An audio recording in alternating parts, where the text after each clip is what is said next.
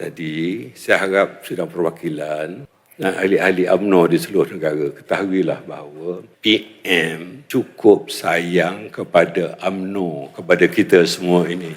DNA beliau adalah DNA UMNO. Saya ingin berkongsi sedikit bahawa kalau kita mengadakan perbincangan sesama kepimpinan parti, PKR, Parti Keadilan Rakyat, juga mengadakan pemukiman sesama mereka. Perdana Menteri selaku Presiden PKR juga ditekan oleh kepimpinan dan ahli-ahlinya. Walaupun saya tidak hadir dalam pemukiman itu, kerana saya bukan ahli parti itu, tetapi saya dapat tahu Presiden PKR memberitahu kepimpinan dan ahli-ahlinya, kita tidak boleh minta semua. Dan beliau tidak mampu untuk bagi semua. Kerana ada 17 parti yang ada di dalam kerajaan sekarang. Maka perkongsian kuasa, pembahagian tugas dan juga pengagihan jawatan-jawatan itu walaupun mungkin tidak sama rata, tetapi turut mengambil kira permintaan daripada parti-parti yang bergabung di dalam kerajaan perpaduan. Itu beliau menyatakan. Di dalam PKR, mereka menuduh Yang Berhormat Perdana Menteri tunduk kepada tekanan dan permintaan daripada UMNO. Tanya sahabat-sahabat, kita tidak pernah tekan dan kita tidak pernah minta Yang Berhormat PM tunduk. Bayangkan UMNO ada 26 kursi. Rakan-rakan di dalam BN ada 4 kursi, kita ada 30 kursi. Berapa menteri yang kita dapat? 8. Termasuk seorang menteri daripada PBRS yang juga merupakan komponen BN. 8. PKR ada berapa? DAP ada berapa kursi menteri?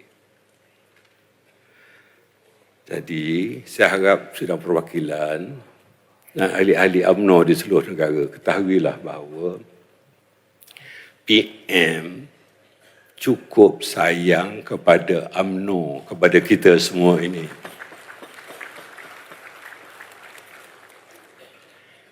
DNA beliau adalah DNA UMNO.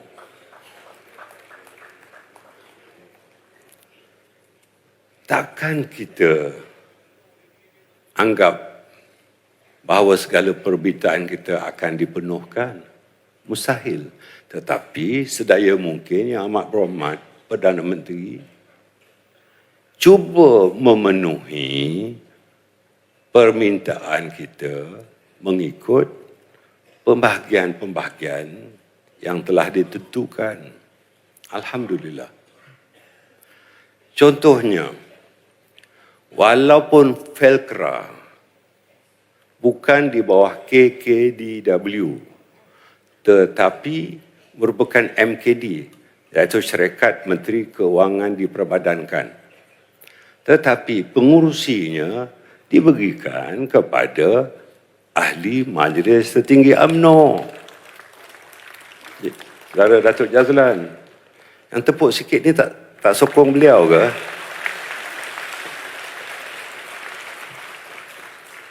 Felda juga bukan di bawah KKDW. Tetapi pengurusinya diberikan pada tokoh UMNO, Datuk Ahmad Sabri Cik.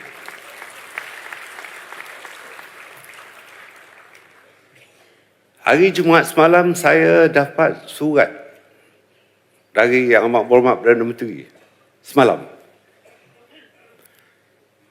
yang menyebutkan tanggungjawab baru saya ialah sebagai menteri yang menjaga Felda dan FGB dengan resminya.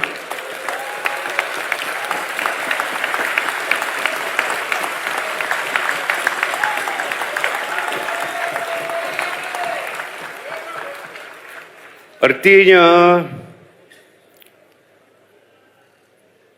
walaupun saya tidak pernah ada pengalaman sebagai anak Felda, saya minta kepada Yang Amat Berhormat Perdana Menteri nanti, saya mahu seorang timbalan menteri walaupun di kementerian lain untuk membantu saya. Seorang timbalan menteri untuk membantu saya di dalam hal ehwal Felda. Timbalan menteri itu sangat rajin.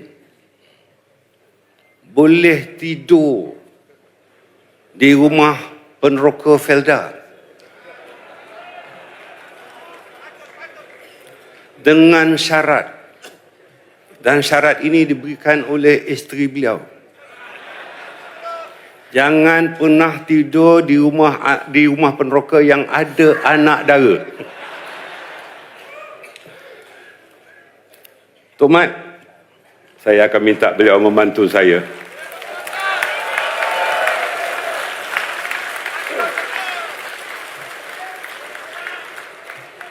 Antara timbalan menteri semua rajin, menteri semua rajin. Tapi yang paling rajin menghantar jadual harian kepada kita semua ni, Tok Mahathir Maslan.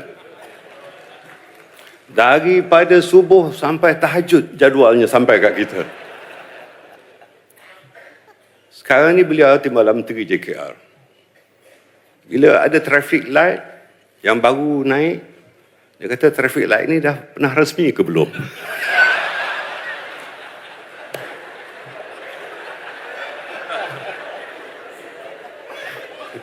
Nah, itu Mat, saya gurau je. Dia bagi tahu saya, kerajaan Madani sekarang ni ikut idea beliau. Saya kata tak, dulu Datuk Seri Anwar Ibrahim dah buat 25 tahun dulu Madani. Dia kata tak, saya. Sebab Madani itu Mat dan Ani.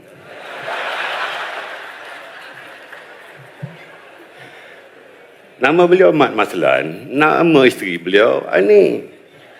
Itu buat sekolah Mahat Tasbih Madani. Mat dan Ani. Tapi duit minta juga dengan... Tak cerita tahu. Berbalik cerita PM tadi, dia pun serba salah. Dan kita sangat simpati dengan Yang Amat Berhormat Perdana Menteri.